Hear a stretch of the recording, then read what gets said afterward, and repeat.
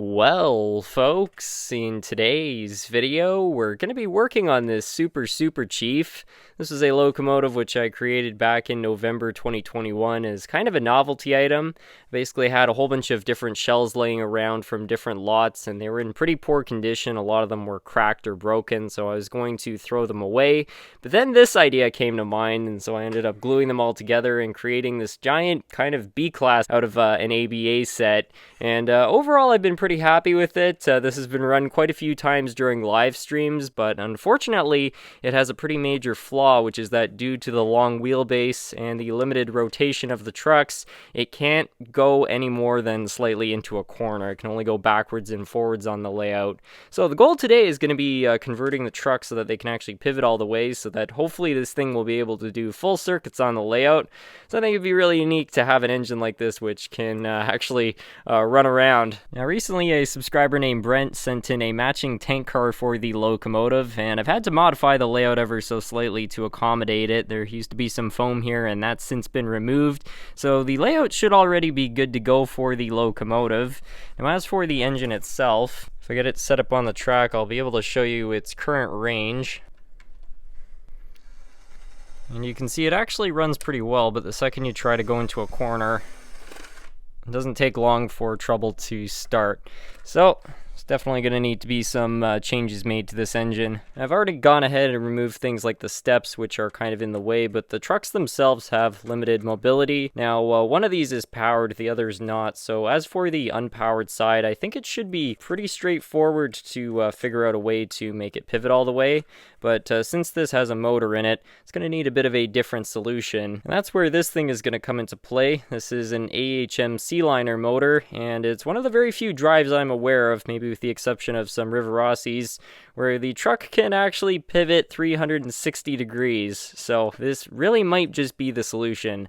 I don't know if making the trucks, being able to pivot 180 degrees is actually enough to make this work, because this is still a very extensive wheelbase, but this is definitely going to give it a very good shot. I'm going to start off here by removing the wheel sets.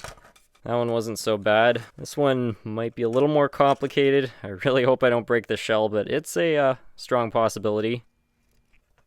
Now this truck right here has a couple traction tires, which means it can only pick up power through these wheels. However, this locomotive was not equipped with any wipers, so we're going to need to find some wipers to add that on, so maybe this wire can be run down there. This wire will connect to the existing one inside the locomotive and head over here. There are some other Tyco trucks which should fit inside this locomotive, which I think you can probably modify them to pivot 180 degrees. So let's head over to the parts bin and see if it has what we need here. I've already got this lifelike drive which has some wipers. Those might be useful, but I would like to take them off something that's a little less complete.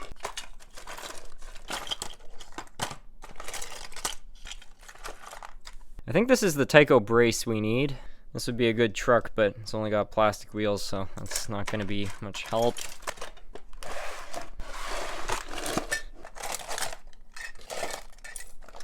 Well, this is good. Got a set of contacts we can use instead of having to sacrifice this. So far the parts bin is not yielding the results I'm looking for, so we're going to look through this lot of stuff I got on eBay. I don't entirely know what's in here, but I do know that there's a lot of different trucks. Wonder what kind of locomotive that came off. Oh, that might be the thing. Yeah, I'm not sure if that's going to work, but I feel like that one might be the ticket. So I'll bring this back over to the bench and see if that's enough. So first things first, I want to find out if this is the right truck for the job here. Screw unfortunately cannot reach through there. See if this one might be the ticket. Okay, well that seems fine as a start.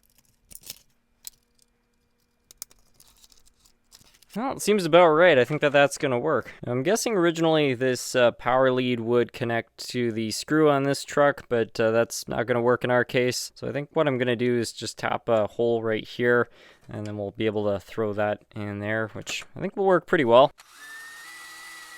With that hole all drilled out, I'm just going to add on this kind of extension plate, just because this wire is a little too short, so we'll add this on. And it doesn't matter, there's not really anything this can short against because the wheels are made of plastic, so the only thing that will happen is it might actually conduct power even better than it already should.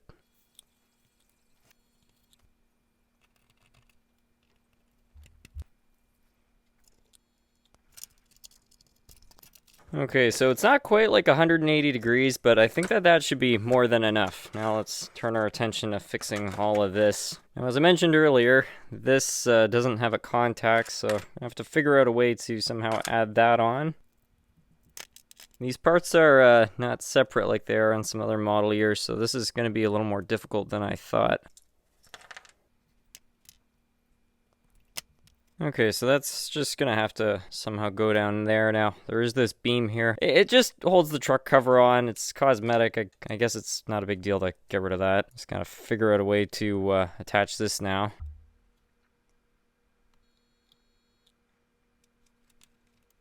Well, it's a little while later. I put a modeling nail right through this, so you could just try to use like a soldering iron and kind of just tack it right there. I have to be careful because obviously there's going to be gears and stuff inside here, so if this goes through in the wrong spot, there's going to be big problems, but I think it's going to work. Throw some CA on there just to make sure it actually stays in place. So I think at this point we'll start putting the whole drive system back together and just really hope that all these modifications haven't affected it in any way. It all seems pretty good so far. If ever you're having trouble getting these gears in, sometimes just rotating the worm gear a little bit can help them kind of seat.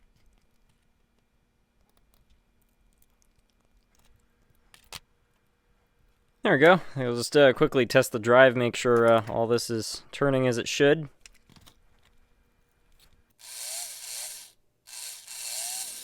Seems like the whole drive is working properly. Now at this point, I just need to figure out how to install these other features. Now, I don't know what kind of wiring job I did when I built this, but it's not good. So I need to hook this red wire up to the black one here, and then ideally, to be able to use the light, I also need to be able to hook that wire up to the white one. First, got to make sure this will actually fit inside the shell, and I'm already seeing a bunch of different obstructions which are going to make that not happen.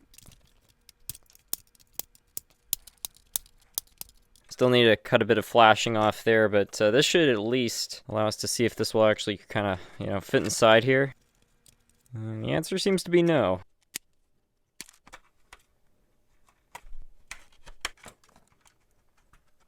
So this is not going to work for this 180 degree idea, so I think the coupler, fortunately, is going to have to go, but got that extra range now. Now I'll do some wiring. I'm going to shorten this wire a bit because the motor doesn't actually have to turn, it's just the truck. So this one needs to be, free enough to actually have that much rotation, but this one doesn't have to be too long. It's just really how long you want it to be in terms of, conveniently opening all of this up at some point.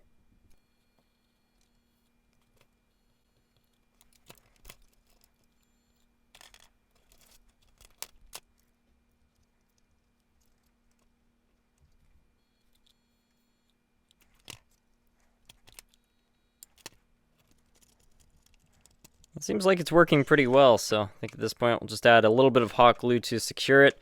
Quite like hot glue for applications like this, just because if it goes wrong, it's very forgiving, so you can kind of just peel it away and it's really just no harm done. This thing's like 98% of the way done, but I really want to clean those wheels up because I don't think they're going to conduct power very well if we leave them like that.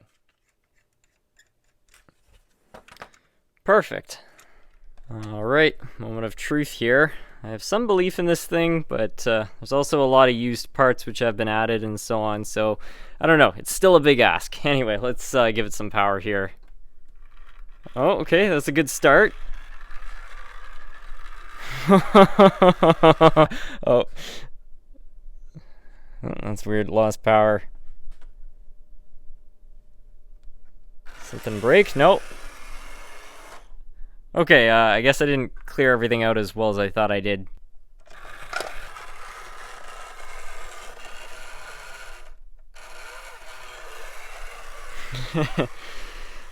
This is pretty cool. Let's see if it makes it through this corner. Yeah, not bad, not bad. I think it's gonna make it through this time. Give it 100% power.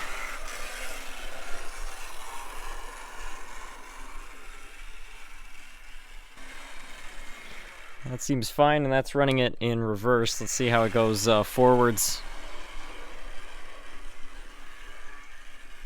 Yeah, no problem on that curve.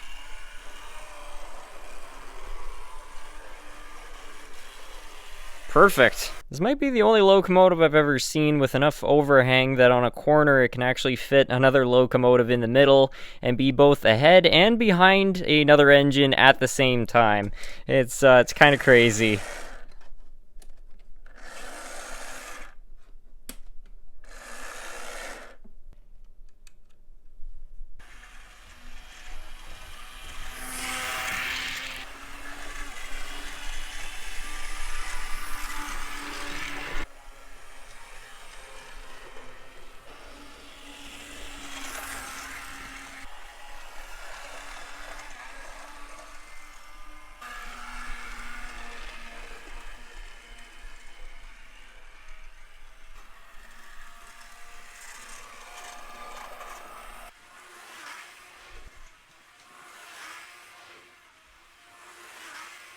Well, I'm quite happy with how this thing turned out. I know it's a pretty goofy locomotive, but at least it actually works now and can do complete circuits around the layout. I wasn't even sure in the beginning if that was even possible, but the proof is in the pudding, so yeah, I think we'll call it a video there.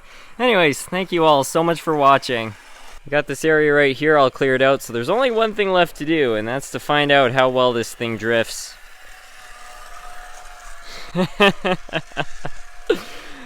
Oh yeah, that's awesome. This really might just be the best locomotive in my collection.